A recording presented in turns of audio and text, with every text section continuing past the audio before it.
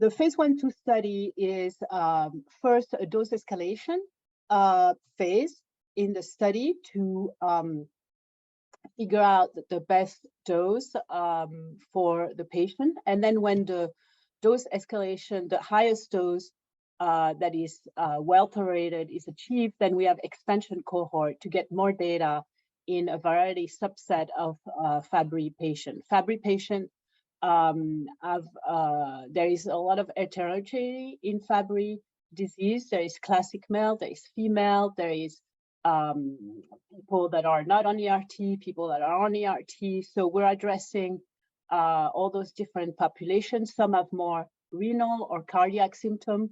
So the expansion cohort will address all those subpopulations at the dose that we've selected. So at ESGCT, we presented data from all the patients in the dose escalation. So a total of 9 patients. And we had 4 different doses, 4 cohorts. In all those different cohorts, our product, ST920, was well tolerated. And the data cut for the data was July 21st, 2022. We've observed elevated alpha-gal activity after dosing in the full 9 patients of the dose escalation phase, up to almost 2 years of follow-up in some of the patients. Some of the patients, there is different categories of people that are on ERT, people that are naive or pseudo-naive. Naive means that they've never received ERT in their life, which is the enzyme replacement therapy. And some are pseudo-naive, meaning that they haven't received ERT in the past 6 months at the minimum. So we have this variety of patients in the trial. And when in the patients that have had ERT, we give them our drug, and then after a certain period of time, we are withdrawing ERT. And that's the discretion of the principal investigator in the dose escalation phase.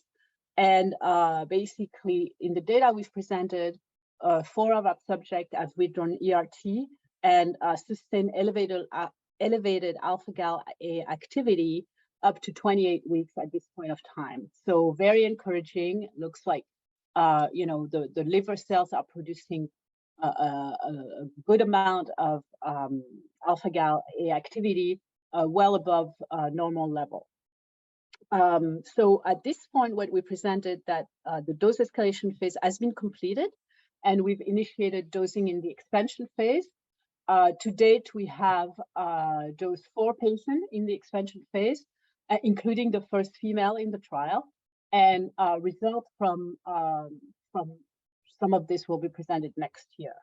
Of note, lyso-Gb3 is a biomarker that we also follow, which is a byproduct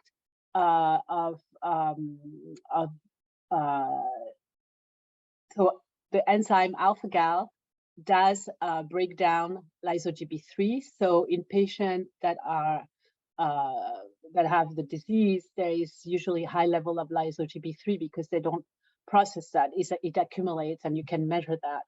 And we see at the highest dose in the patient that have high level of lyso-Gb3, our biomarker, we see a decrease of 40 to 55% after dosing, and it's still early within the trial in those 2 patients, so it might continue to go down at this point. So not only we see elevated level of the missing enzyme, but we also see biomarker that correlate with clearing out the byproduct of the pathway. So we think, honestly, I'm super excited. I think this data is fantastic. The fact that it is well tolerated and we have achieved we have selected the dose for our dose expansion cohort means that we're well on the way to prepare for more data. We're also preparing for the phase 3, and we think that our product ST920 has the potential to provide an alternative to the current standard of care, which is enzyme replacement therapy. And it's a once and done versus every 2 weeks cumbersome treatment. So next step is we have 5 cohorts in the expansion phase, and we're looking at a variety of parameters in all those patients. We have a cohort specifically for female.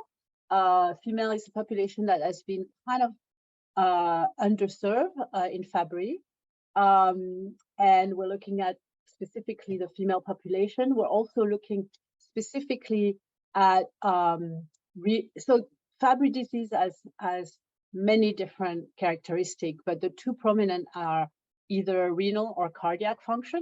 So we have a cohort where we're looking more at renal function and the improvement in renal function, and a cohort that we're looking at cardiac endpoint and looking at the improvement in cardiac endpoint to see if you know we can how we impact those different populations.